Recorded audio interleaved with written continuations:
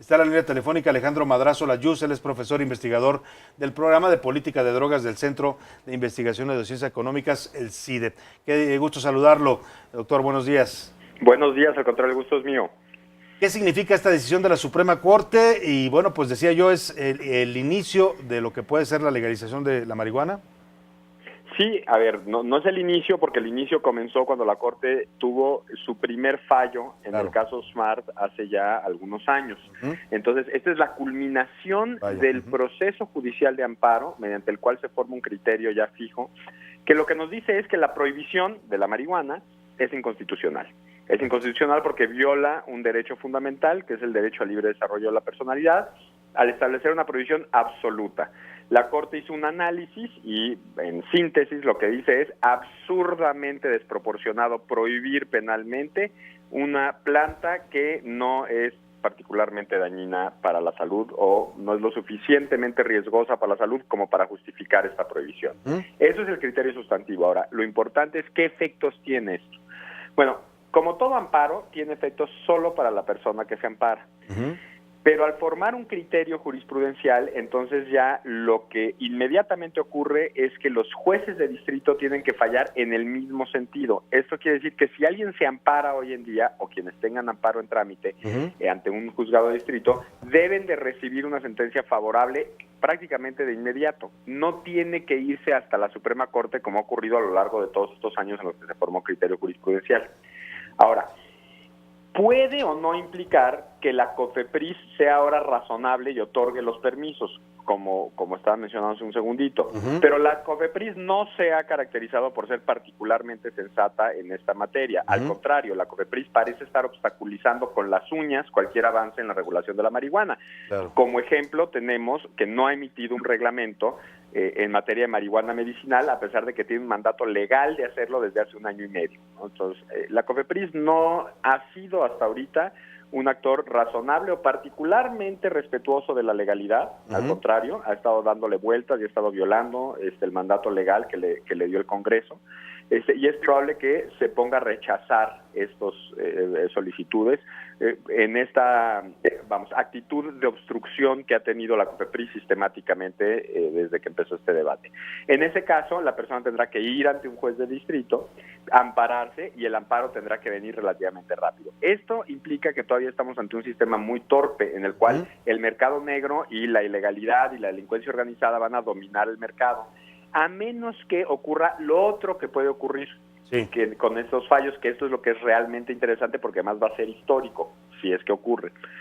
Desde hace algunos años nuestro sistema constitucional modernizó ligeramente el juicio de amparo, que es un juicio muy viejo, diseñado del siglo XIX, muy torpe, que es muy costoso. Bueno, ¿qué sí se ha modernizado el amparo? Lo que se ha modernizado es que cuando hay criterio jurisprudencial, como en este caso, el Congreso puede la Corte puede notificar al Congreso y decirle: Congreso, tu ley es inconstitucional, modifícala. Si el Congreso no la modifica, entonces la propia Corte puede expulsar a la norma del orden constitucional, o sea, a eliminarla, y ahí sí que ya sea para todo mundo legal, sin necesidad de amparar. Estamos hablando de la Ley General de Salud. Las porciones de la Ley General de Salud que establecen la prohibición absoluta de la marihuana. Solo esas porciones. Entonces, para que eso suceda, y sí es importante señalarlo, se necesita una votación nueva en la Suprema Corte, y en este caso una votación supermayoritaria, o sea que en vez de ser la mayoría de los ministros que voten a favor, tiene que ser una mayoría calificada de 8 ministros de los 11.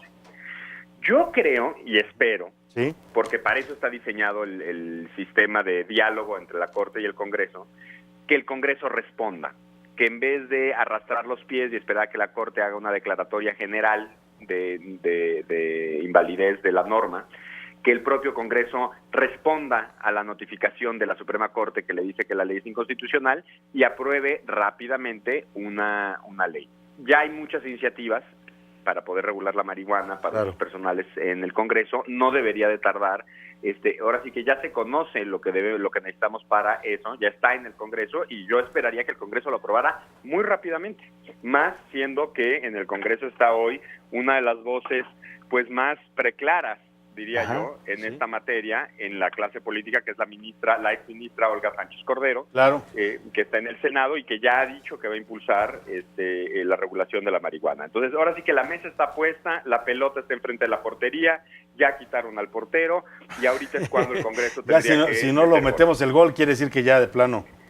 Bueno, quiere decir que no queremos meterlo, ¿me explico? Exactamente. O sea, hay un mandato constitucional, hay una violación constitucional, caray, hay una guerra que tiene devastado al país. Exactamente. Que no tiene fundamento constitucional y ahora sí que ¿qué estamos? Bueno, hay vecinos que ya tienen un mercado legal. A eso iba, Alejandro. Mientras ya, veíamos hace unos días la celebración de los canadienses con la legalización total de la marihuana, y acá seguimos contando muertos, seguimos hablando de capos que se hacen millonarios, este joven que detuvieron aquí en la Ciudad de México, que por cierto vendían también marihuana, 32 años, y controlaba el negocio de las drogas y extorsión en la Ciudad de México.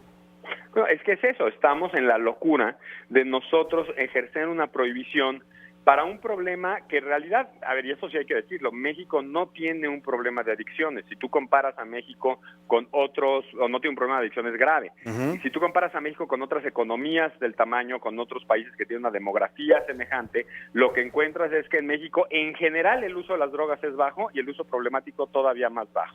Claro. ¿Por qué existe la prohibición en México? Pues porque le estamos haciendo la chamba a Estados Unidos. ¿Sí? Y en Estados Unidos ya nos están ganando la chamba, estableciendo un mercado regulado, avanzando en los procesos, desarrollando productos, lo mismo en Canadá, y para cuando nosotros ingresemos al mercado van a tener ya dominado el mercado. Y vivimos en la paradoja, porque tú estás en Tijuana y la marihuana es ilegal y tienes que buscarla en el mercado negro con todos los riesgos que eso significa, pero cruzas a San Diego y te la ofrecen casi con servicio a domicilio. Pues así es, y yo te digo que este estado de las cosas hace que no solo sea inconstitucional la prohibición, sino que francamente sea inmoral. O sea, me parece inmoral que nuestra clase política siga arrastrando los pies, claro, cuando ya está claro que por motivos de seguridad, económicos y ahora por razones constitucionales, lo que deberíamos estar haciendo es regular y no este absurdo de vivir una guerra y invertir nuestros escasos recursos de seguridad en andar persiguiendo pacas de Aquilo por todo el territorio para que no lleguen a Estados Unidos. Claro. Vivimos un absurdo y la Corte lo está señalando. Falta que el Congreso responda. La pelota está en la cancha del Congreso. Y también veremos ya con el nuevo gobierno que empieza el 1 de diciembre si caminan en ese sentido, como ya lo han anticipado, como dices, Olga Sánchez Cordero y varias voces de este próximo gobierno. También ahí está Juan Ramón de la Fuente empujando esto. En fin, estaremos muy atentos, Alejandro Madrazo. Por lo pronto, te agradecemos el haber conversado contigo sobre este tema.